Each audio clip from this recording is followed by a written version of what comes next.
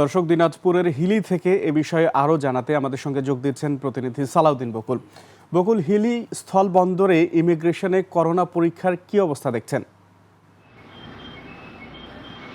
ধন্যবাদ সুমন ভাই। বর্তমানে যে নতুন ভেরিয়েন্ট করোনার এসেছে ভারতে, সেটি আসলে ভারতে ব্যাপক বিস্তার লাভ করেছে। এই বিস্তার লাভের জন্য আমরা তো আতঙ্কিত। এখানে আমি এখন বর্তমানে রয়েছি হিলি ইমিগ্রেশনে। এখানে প্রতিদিন পাসপোর্টধারী যাত্রী ভারতে যাতায়াত করে এবং হিলি স্থলবন্দর থেকে পণ্য আমদানি রপ্তানি হয় এই সীমান্ত দিয়ে। একনল অ্যাডভান্সড হাইজিন সোপ, এবার জীবাণু ধুলাবালি ঘাম ক্লিন বোল্ড।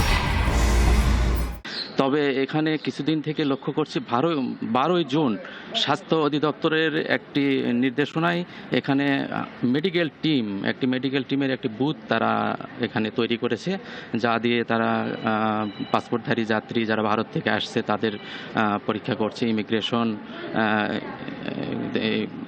আমদানি রপ্তানিকৃত যে ট্রাকগুলো আসছে, সেখানে ড্রাইভার হেল্পাররা যারা ভারতে প্রবেশ করছে তাদেরকে মূলত তারা চেক করছে, তাদের তাপমাত্রা তারা পরিমাপ করছে, তারা মাস্ক নিশ্চিত করছে কিনা সেটা নিশ্চিত করছে, তাদের বিভিন্ন আলোচনার মাধ্যমে তাদের আসলে কোনো লক্ষণ রয়েছে কিনা করোনার এটি জানার চেষ্টা করছে এখানে বুথ টিম।